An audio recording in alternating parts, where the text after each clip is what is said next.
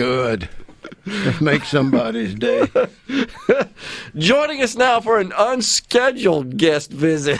I was in the hall. I knew you would hear me. I was working on the other program that I'm on. Gotcha.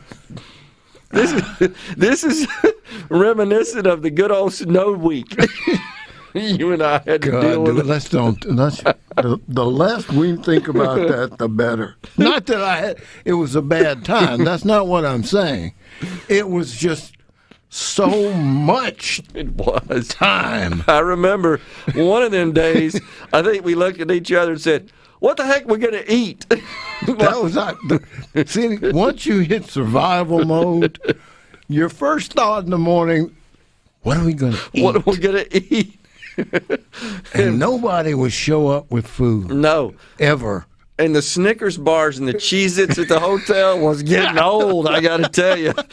I came over here, and I scored a honey bun out of the vending machine. Gosh.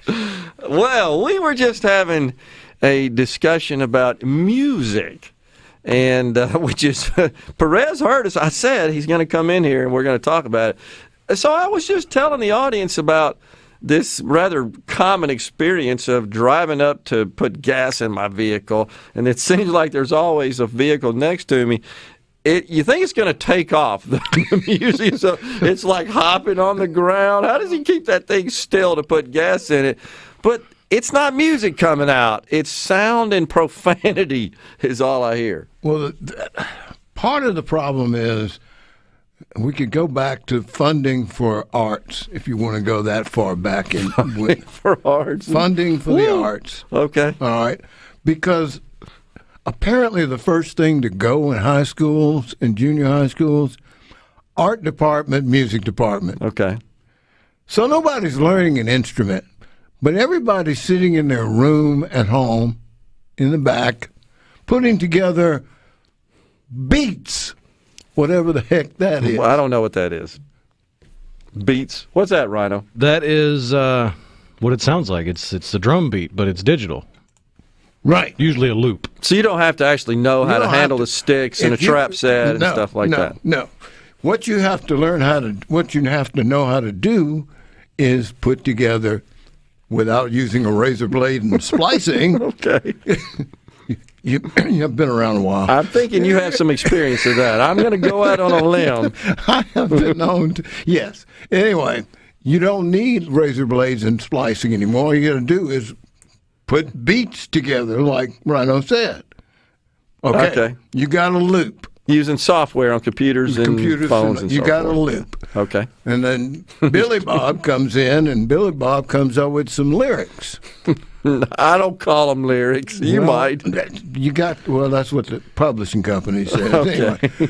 Anyhow, but there's no musical instrument being mastered by anybody.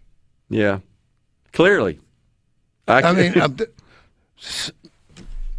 three guys with guitars, bass, and drums, you're not going to see that much. That's sad.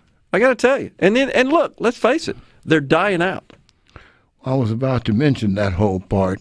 When you look around and you notice that everybody you like, oh, I know, I get it. It's over 75. I know. It's sad. It's true, but I mean, we got people coming to town here in the near future. Into Jackson. I know the Almond Betts band because I was just trying to put some music together for that. I'll be doing some beats at home here shortly. Well, there won't be beats, but I'll be editing music. But it drops off after that. And that's coming up on April 24th. Also, Cedric Burnside, who I had as a guest on the program, truly an artist, a musical artist that plays instruments. Exactly. But no, not much anymore. I mean, that's sad. I just think certainly we got to save it somehow. There's got to be a new renaissance for music, right? How are we going to do that to recover and restore some sanity out of this? Because loops on computers with profanity layered on top. That ain't music. Well, you're going to buy somebody's publishing? Because apparently that's the thing to do this year. I see. I get it. Everybody's selling their publishing. Why is that? Because they're all over 75. Oh, okay. But what are they going to do with it? That was my question. I mean, you sell your publishing for $300 million. You're 76 years old or 77 years. What are you going to do with it? Leave it for your kids? No. How about to fund music programs in schools? That would be great. I mean, seriously. So you and I will go, let's go over to Bob Dylan's house. He just sold his publishing for $400 million. Good grief. And how old is Bob? 80, 81. Unbelievable. Okay. So we say, Bob, instead of funding your kids, so they won't ever have to work at all. Yeah. Give us 10. I'm serious about that. That would be great. And I'm not so sure they would object to it, honestly. I just don't think you need to approach them. Do you have Bob's number in your phone? No, but being the crafty radio man that you are, I'm thinking you could figure it out. Oh, okay. So now you're going to have me stalking Bob Dylan. Thanks. Not stalking.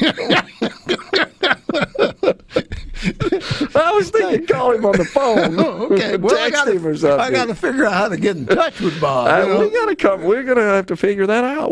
This is crazy. I mean, seriously. And I think what you're saying has a lot of merit, that those are the programs that we're eliminating. Thus, we're not teaching. Because it is where a lot of it comes from, does it not? Some of the famous, very successful musical, certainly those that play instruments, do you think they got their start probably at a young age in school, learning how to play an instrument? Some of them did, and some of them just said, doggone, there's a guitar on the shelf. Yeah, just blessed with that innate talent, right? Right. I hear you. But even somebody learning to play the trumpet in the school band, I mean, before long, what we're going to do is have a digital thing in the... That's sad. But I don't want to see that. I mean, what if you went to, let's say, we didn't have the sonic boom? Right. Yeah, which is it the best part often of a JSU football game. Well, that used to be. That used to be it. A lot of people just went to see it for the band. No question about it. So... and they've lost 3 in a row. I know. So, Dion's trying to figure it out. Okay. Proud to say my company, by the way, was a sponsor of the Sonic Boom. And congratulations. Because they're fantastic. And our relationship with JSU was very strong for years. And happy to help where we could. But, I mean, remember the article that got written up? I can't remember the magazine that featured them, but wow. I mean, they're good as there are in college, certainly, as a marching band. Maybe the best. Now, Grambling and some of the other in the SWAC might argue with them about that. Yeah, I think there might be a fight. It could be. The Drumline, the movie. The movie, yes. See, people, does anybody play drums anymore? There's drum machines. I know. That's terrible. What an art that is, though. I mean, you know it.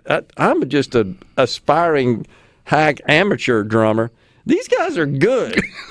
I'll make y'all feel a little better. There is a video that went viral. Oh, it was back in the middle of all the COVID stuff. Of I want to say she's 7 or 8 years old, but she's a drummer. Okay, and she challenged Dave Grohl, the lead singer of the Foo Fighters, the former drummer from Nirvana, to a drum off via video, and he accepted. And they went back and forth several times, and she was hanging with him. You're right. Was her name Bushnell? Is that her? I want to say it was something like that. Yeah, let me see if I can find it real quick. Okay. There's some other proteges. There's like a 5-year-old and 11-year-old I've seen that will play, and and they've got the music set up so that the drum track is not included, and they play the drums, and it's just. Have you seen the Japanese girl? She's about 10. What's she do? She can play Unbelievable. Well, maybe there's hope then. So who? Yeah, 10-year-old Nandi Bushell. Yeah, okay. That's cool. I've seen her and I've seen the Japanese girl, and they just make you want to just take your drumsticks and just say, look, I'm never going to be, and you're 10, right? Yeah, it's not like to the wind. She's been working on that all her life, right? No, she's 10. That was fascinating.